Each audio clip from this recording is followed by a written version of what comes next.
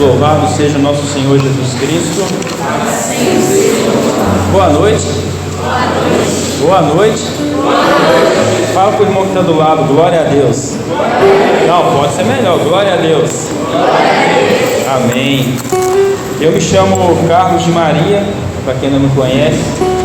Tenho 30 anos de idade, ainda sou um jovem, tá? Sou casado também há 7 anos com a Natiele. Sou da comunidade católica Deus Existe também.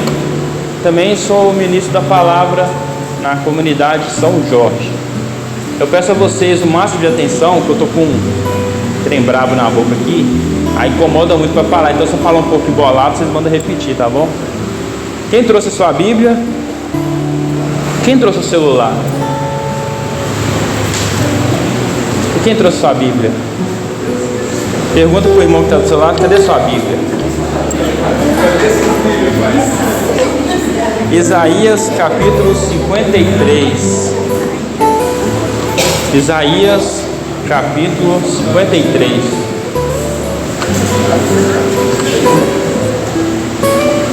Depois eu te pago o carro. Isaías capítulo 53, acharam? Quem não trouxe a Bíblia, caça no celular também, não tem problema.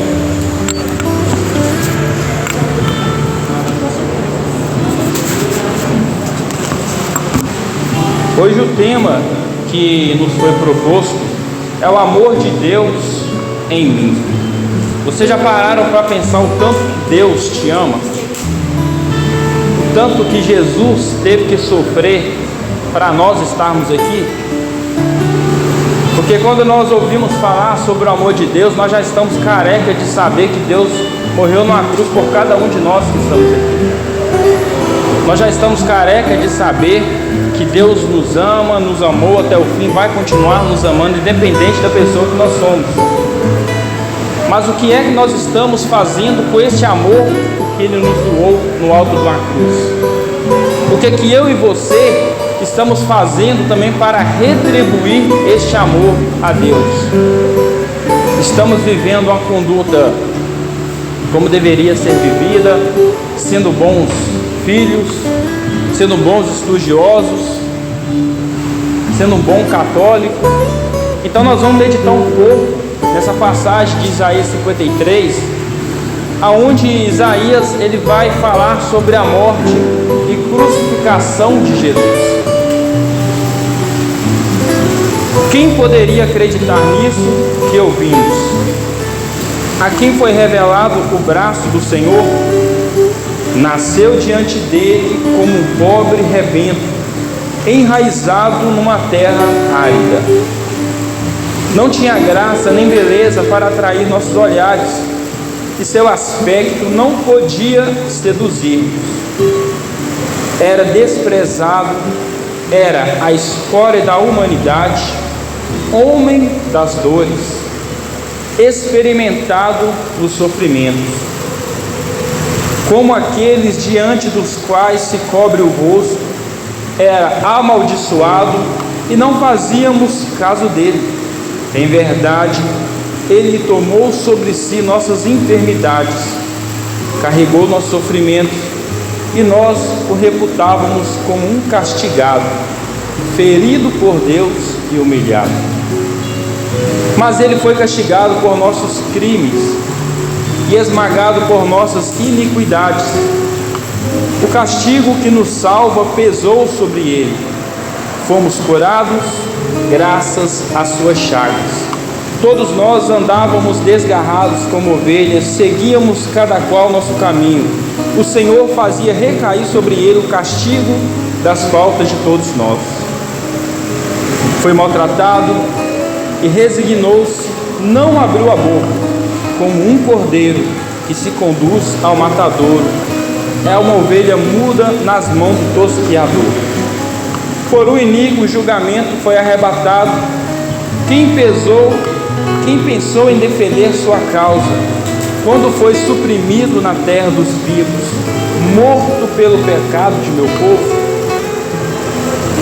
Foi-lhe dada sepultura ao lado de facínores, e ao morrer achava-se entre malfeitores, se bem que não haja cometido injustiça alguma, e em sua boca nunca tenha havido mentira. Mas aprouve ao Senhor esmagá-lo pelo sofrimento. Se ele oferecer sua vida em sacrifício expiatório, terá uma posteridade duradoura, prolongará seus dias, e a vontade do Senhor será por ele realizada. Após suportar em sua pessoa os tormentos, ele se alegrará de conhecê-lo até o envê-lo. O justo, meu servo, justificará muitos homens, e tomará sobre si suas iniquidades. Eis porque lhe darei parte com os grandes, e ele dividirá a presa com os poderosos, porque ele próprio deu sua vida, e deixou-se colocar entre os criminosos, tomando sobre si os pecados de muitos homens e intercedendo pelos culpados. Palavra do Senhor. Vamos aplaudir a palavra de Deus.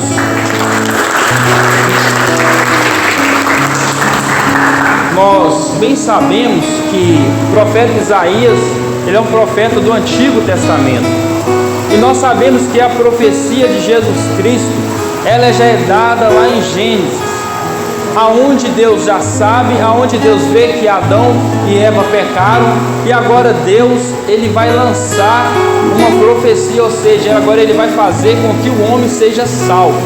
Então todo o Antigo Testamento nós vamos observar, quando Deus escolhe um povo, que é o povo de Israel, ele começa a pedir o povo para fazer sacrifícios pelos seus pecados. Ou seja, se eu peco hoje e eu tenho uma novilha, um boi, tinha que ser o primeiro, tinha que ser o melhor, sem mancha, perfeito, e eu pegava, levava para o sacerdote sacrificava aquele animal para que eu pudesse ser perdoado. Ou seja, era um animal indefeso, sem mancha, sem ruga, era o primogênito de todos os animais. Então Deus vai pedindo esse sacrifício, vai realizando esse sacrifício, e todas as vezes o povo ele vai tirando os olhos do Senhor. E todas as vezes que ele tirava os olhos do Senhor, novamente o povo sacrificava o animal.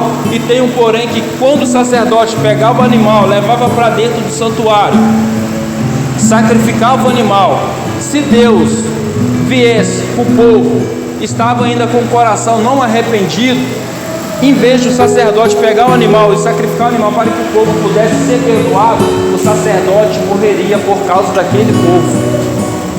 O sacerdote morreria por causa que o povo não tinha se arrependido dos seus pecados.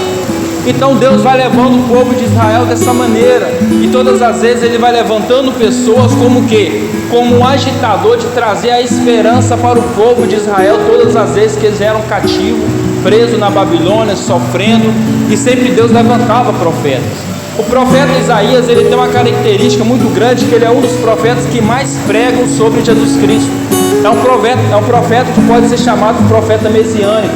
É um profeta que fala desde quando Deus o chama, ele se coloca na brecha, e lá em Isaías capítulo 6, ele vê uma visão, e nessa visão ele vê o céu se abrir, um anjo descer, tocar os lábios com a brasa, perdoando os seus pecados, porque Isaías era um cara de lábios impuros. Então quando ele vê essa visão, e ele fala: meu Senhor, eu vou morrer, e Deus lá do céu fala: a quem eu enviarei para este povo? Quem irá por nós que estamos aqui no céu? E Isaías, vendo aquela visão, aceitando aquele chamado, que ele vai falar: eis-me aqui, Senhor, envia-me.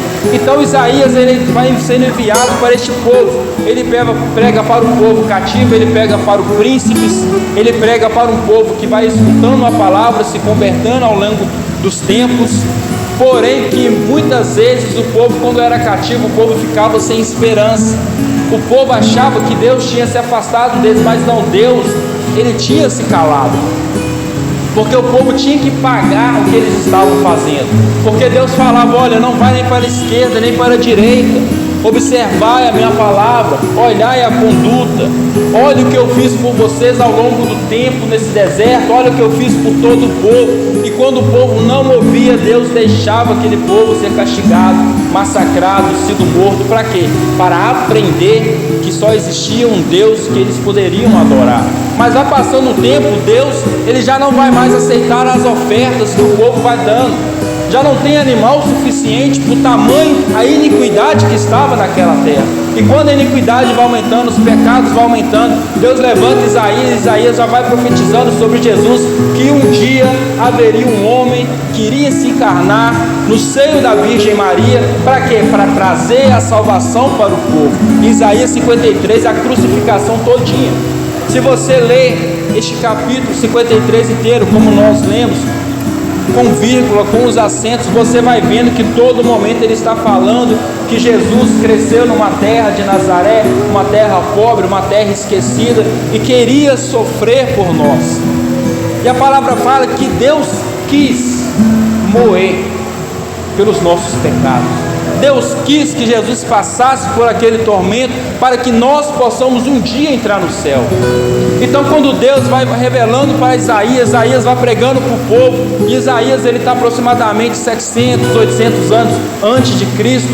Ele já vai profetizando para o povo, mas não era aquele momento que ia acontecer, não era de um dia para o outro, era uma profecia dada depois de quase um ano. Então, quando Isaías prega para o povo escuta a palavra, observa os mandamentos, o povo começa a alinhar sua vida com Deus. Então o povo começa a ser liberto, mas vai passando o tempo de novo, o povo vai cair nas mãos dos babilônios.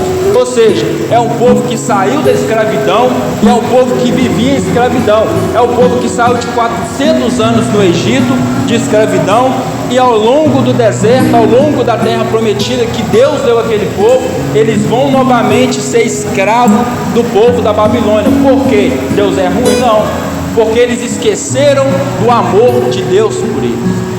Uma coisa é eu entender que Deus me ama, uma coisa é eu saber que Jesus morreu na cruz por mim, outra coisa é eu querer viver o amor que Ele está me dando.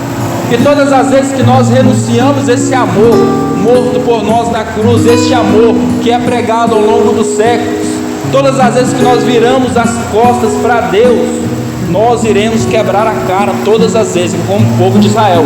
Vamos sendo escravos das nossas concupiscências, da nossa carne, dos nossos pecados. E quando nós pegamos este título de amor, é muito bom ouvir que Deus me ama, é muito bom ouvir que Jesus me ama. Mas como nós podemos ouvir que Deus me ama, que Jesus morreu na cruz por nós, e eu não conseguir retribuir esse amor de volta para Deus? Porque o tema é: o amor de Deus em mim, não é no meu amigo. O amor de Deus em mim não é nos meus pais. O amor de Deus em mim não é quem está lá fora. Nós temos a deficiência muito grande de estar na igreja e olhar quem está lá fora, de estar na igreja e olhar um companheiro do lado, que está no mesmo ministério, na mesma caminhada, mas leva uma vida iníqua, leva uma vida de pecado. Aí o que você faz? Se Deus ama ele desse jeito, Deus também vai me amar da mesma forma. Vai vocês andando para a iniquidade e vai os dois para o inferno. Por quê? Negando o amor que Deus está me dando, negando esse amor que Deus está dando para mim. Quando o Ariel me passou esse tema do amor de Deus em mim, eu fiquei meditando: como assim?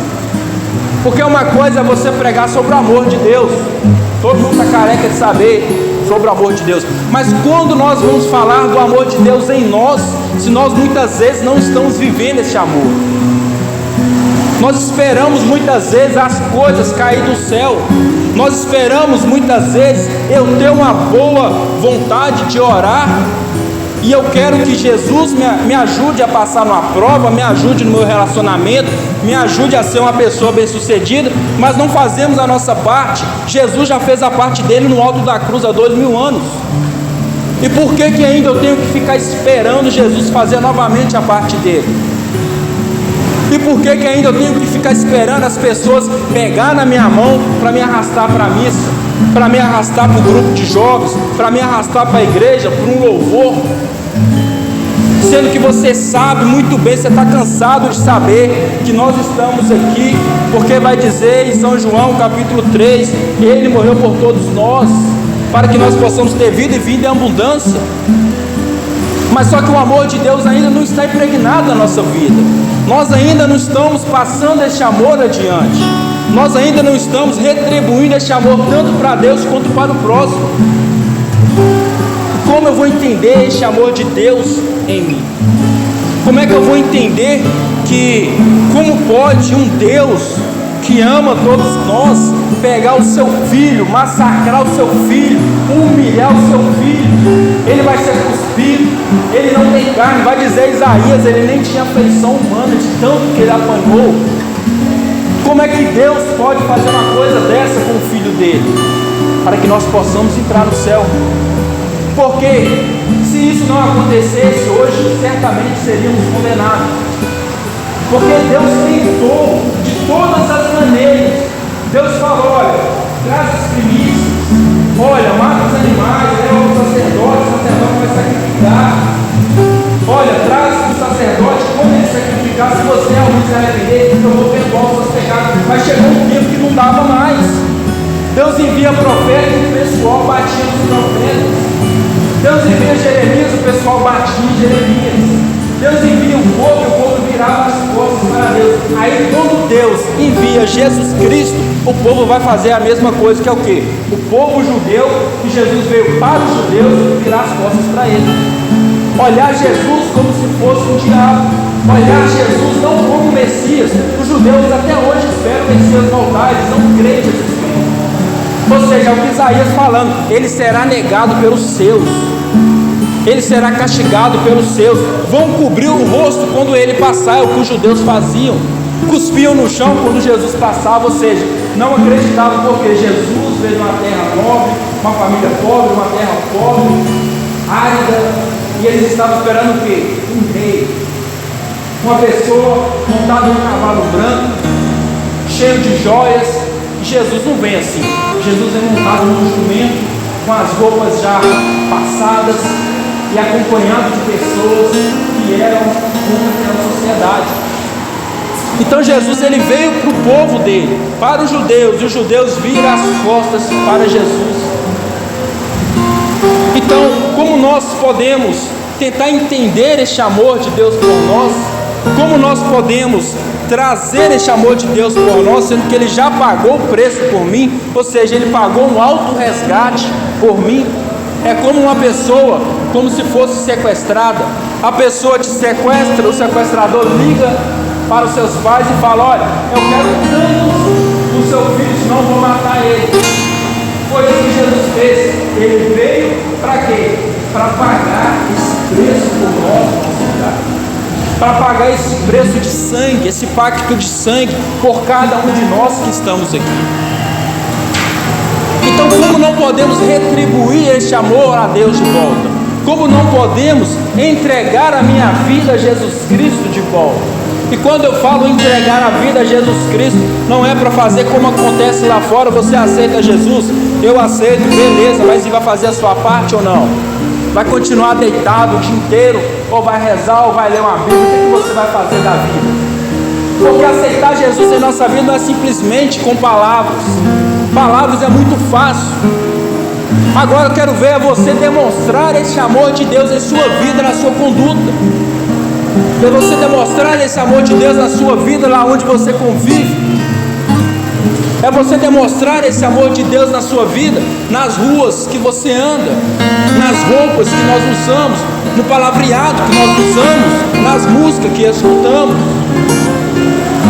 Muitas vezes nós julgamos Judas porque entregou Jesus, mas somos piores que Judas.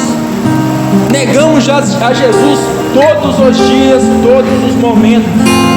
Negamos a Jesus pouca coisa, como os judeus faziam. E todo pecado que nós cometemos, nós voltamos Jesus para o alto do madeiro. Todo pecado que nós cometemos, nós pregamos Jesus no alto da cruz e dilaceramos Jesus. Porque quando você peca contra o seu corpo, contra as pessoas, contra os mandamentos da igreja, você está ferindo a Jesus Cristo novamente. Então, como eu estou retribuindo esse amor a Deus? Como eu posso entender esse amor de Deus na minha pessoa? É sendo uma pessoa diferente, de uma conduta diferente. É sendo uma pessoa que vai olhar para uma passagem dessa e vai entender que nós tínhamos tudo para ser condenado.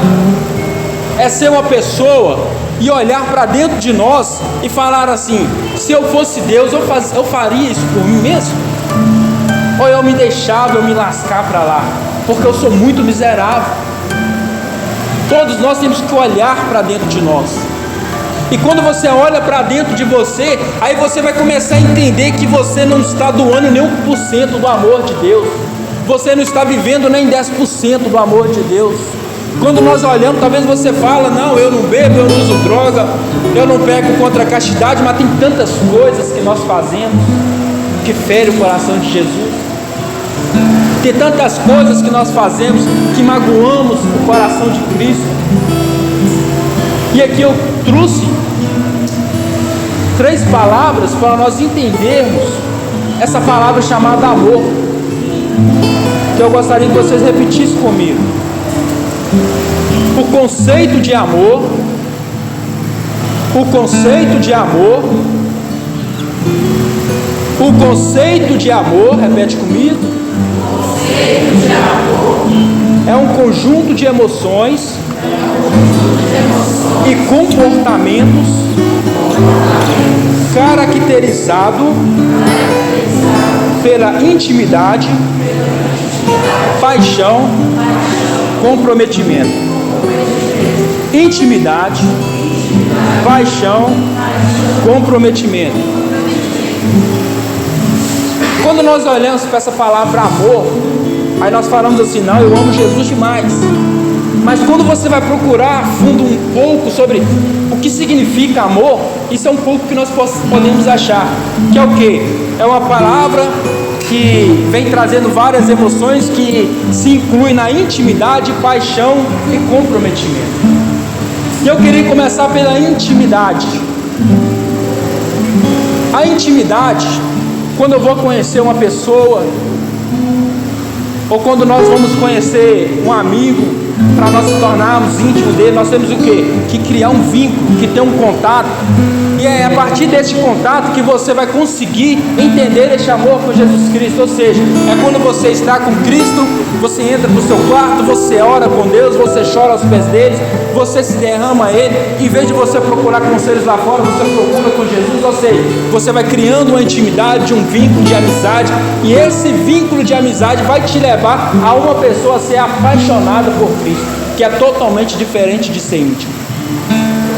Talvez você reza, você procura a Deus, mas você ainda não é apaixonado por Ele. Talvez você fala: não, eu entro no meu quarto, eu faço como Mateus 6,6 fala: entra no seu quarto, fecha a porta, que lá o Pai no oculto vai te escutar.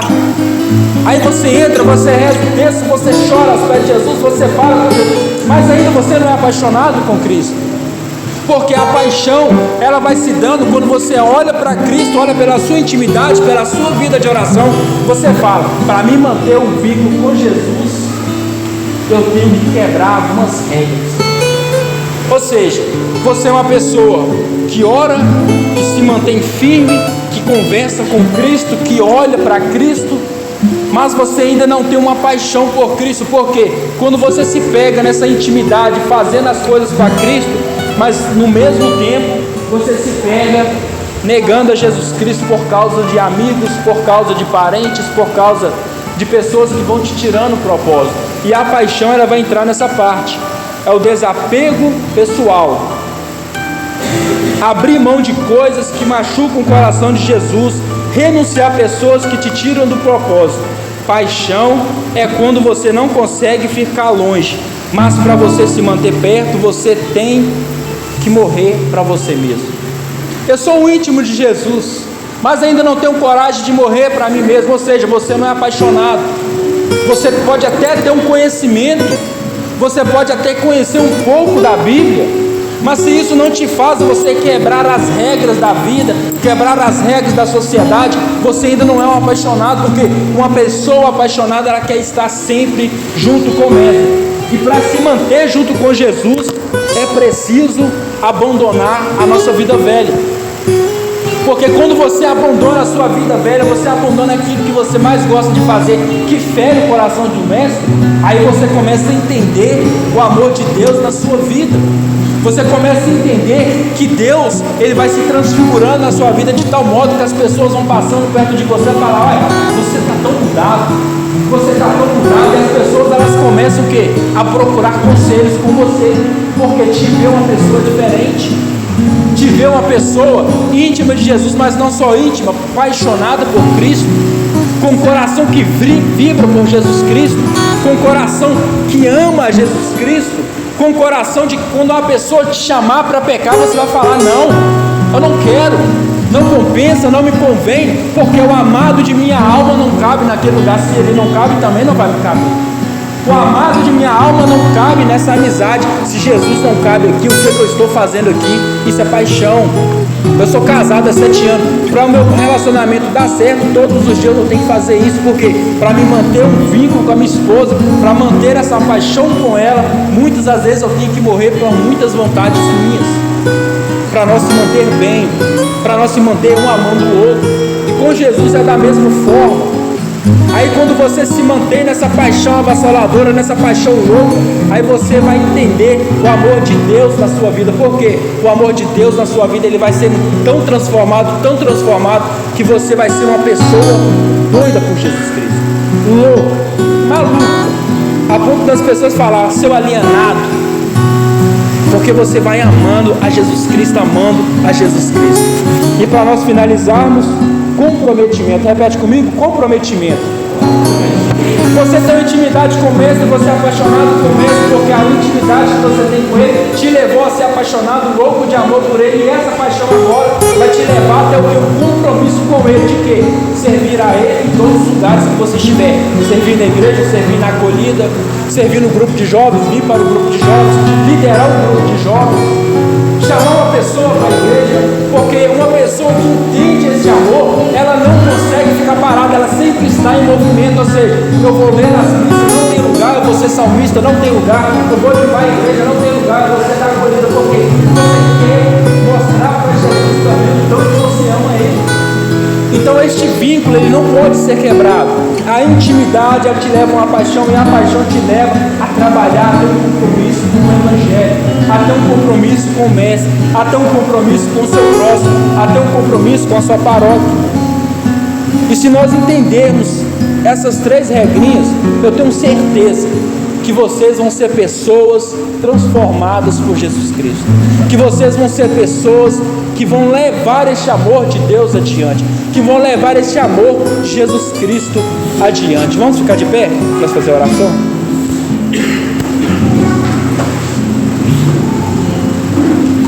Repete comigo: o amor de Deus é tão grande em minha vida que eu não mais consigo ficar quieto, que eu não mais consigo ter paz, porque Jesus me alucinou. É isso que Jesus quer fazer com vocês. É isso que Jesus quer trazer para vocês hoje, para que vocês possam entender esse conceito de amor. Não é simplesmente falar que Jesus te ama, você sabe disso, isso não é bobo, mas é viver este amor. E viver este amor tem essas regras a ser seguidas. E quando você segue essas regras, você vai ter confissão diária, comunhão diária, missa diária, leitura bíblica diária, texto diário. Por quê? Você entendeu que você não consegue mais ficar longe do seu amado, que você não consegue mais ficar longe de Jesus Cristo. Então todos os dias você vai querer falar com Jesus: eu estou magoado, eu estou machucado, eu não vou procurar pessoas, eu não vou me desabafar na rede, eu vou me desabafar com o Mestre. Ou seja, porque Jesus é o amado de minha alma, é Ele que vai me escutar, é Ele que vai me amar de volta, é só Ele que pode nos dar este amor. Feche os olhos um pouco.